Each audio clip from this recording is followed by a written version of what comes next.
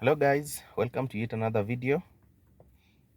It's all about construction, Ingo builders, and on this forum of course we'll be going through people who have opted to build at home. Maybe you are in the diaspora and you want to build at home.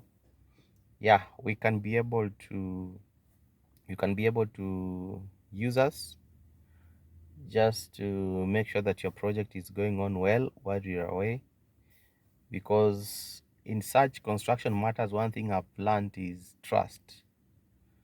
Trust is key, because sometimes it's hard to trust contractors or to trust the foreman.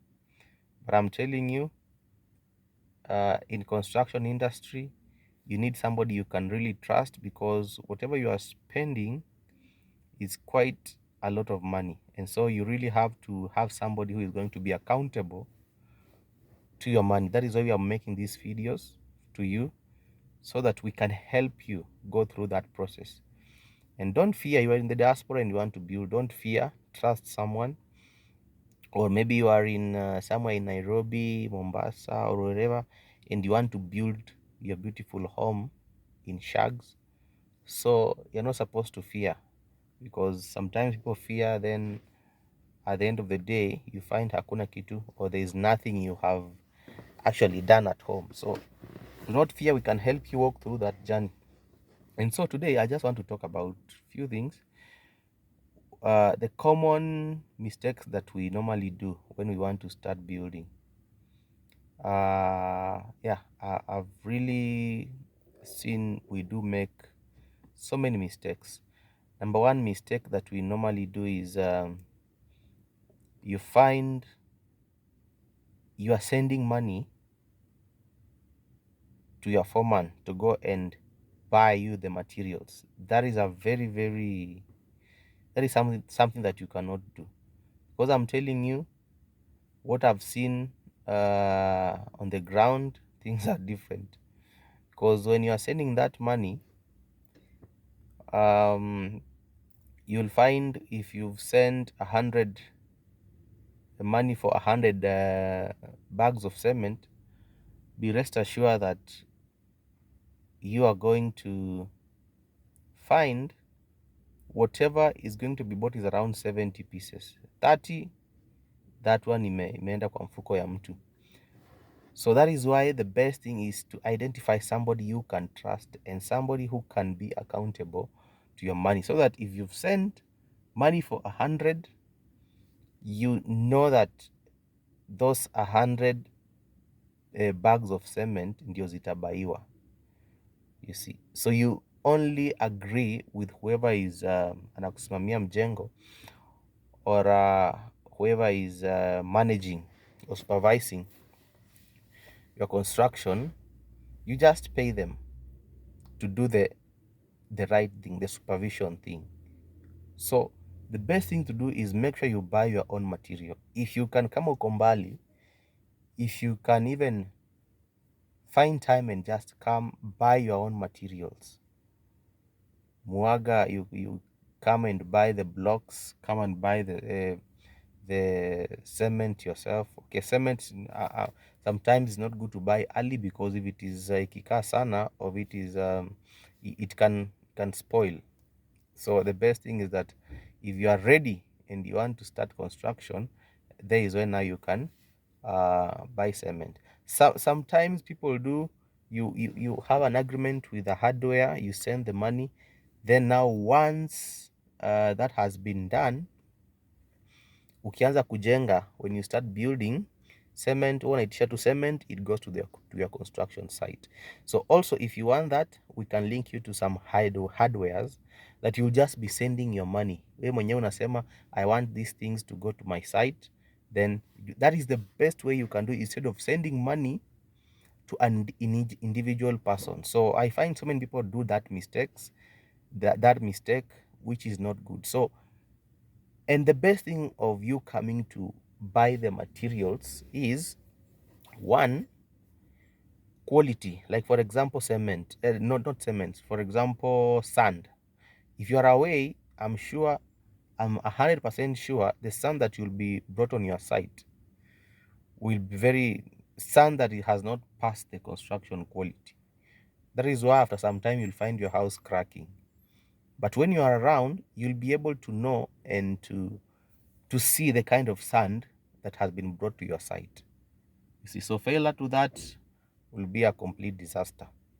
So when you are around, things will be easy. If it is blocks, also, if you are not around and you just send someone to bring blocks to your site, they can bring reject blocks to your site. You see. But when you are around, you're able to assess what has been brought to your site. If it is reject, then you don't pay.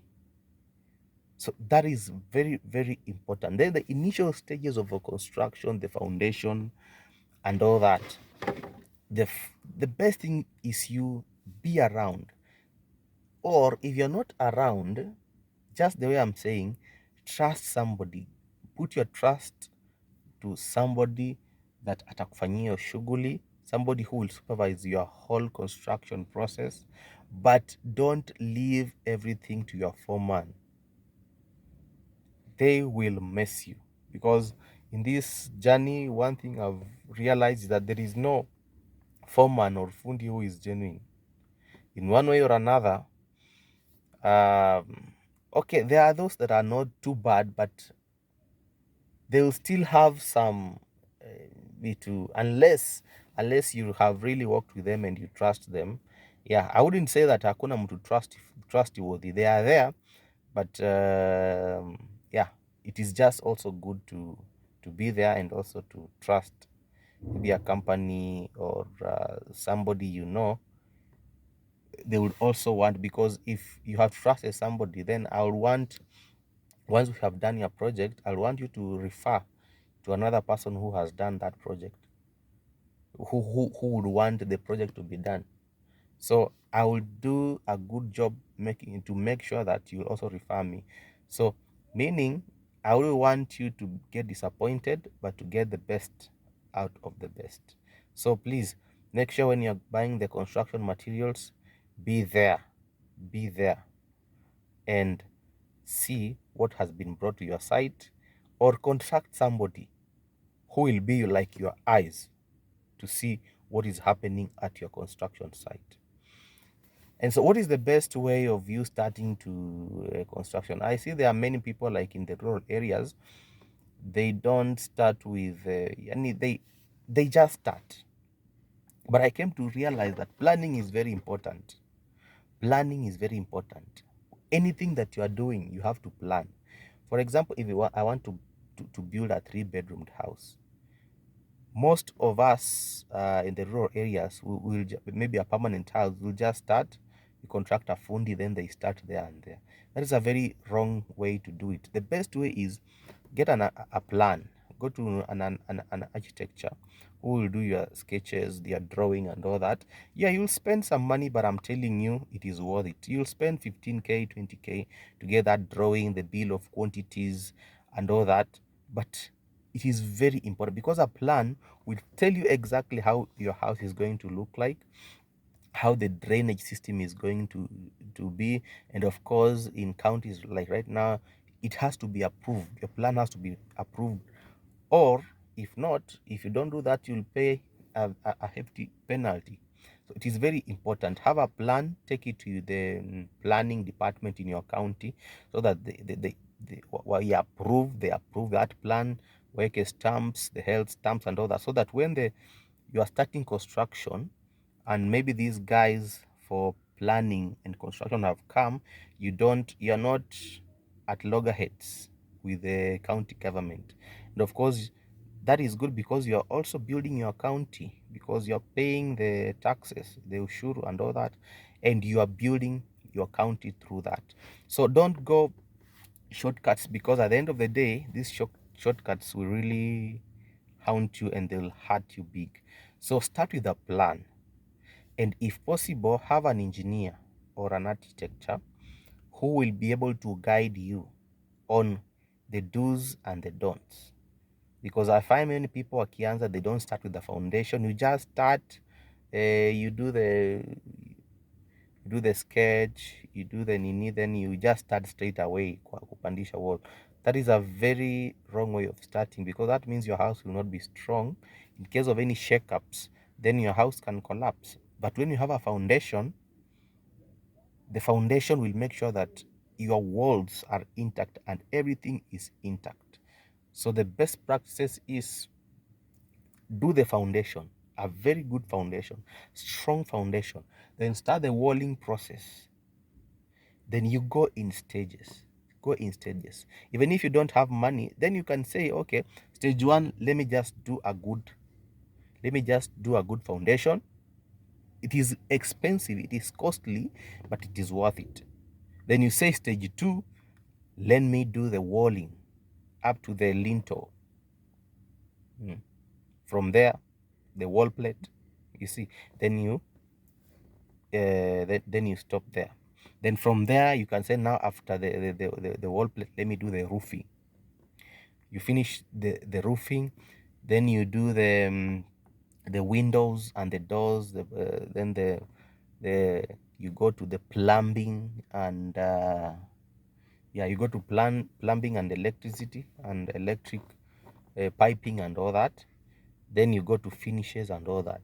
So you can decide to build your house in stages, because at the end of the day, you need something that if you are doing a permanent house, you need a house that you won't start again repairing some few years to come because you did a shoddy job. So do something that you are sure in the next 20-30 years that house will stand, and if there will be any repairs, there will just be minor repairs that comes here and there. So my advice, start with the plan, start with the sketches, the plan, then let the engineer advise you on the best practices, because most of the time we make a mistake where we just use the 4 months. They are good, they are experienced, yes, but if you want something good, please involve the stakeholders, involve the experienced persons that are in that particular field, and that way you'll succeed. And of course, do your house in stages. It's not a must. If you don't have money, it's not a must that you finish your house in 3 months. You can decide to do your house in even 1 year, you say, and you do it in stages. I'm telling you, with that, after 1 year, you'll have a very good house that is very strong, because you involved every professional in the construction process. So don't be in a hurry when you are constructing. Just start. Of course, pray for resources. Ask God for resources akupatie hiyo pesa ya kujenga, because again, it is not something that you'll just start hivo.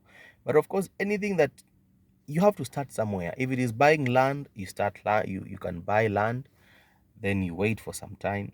From there, you now get the sketches, unangoja, you go to the foundation, unajenga, you go now to the wallings, you do the wallings, you go to you see, it will be very easy for you, instead of just saying, I want to build this house in 3 months.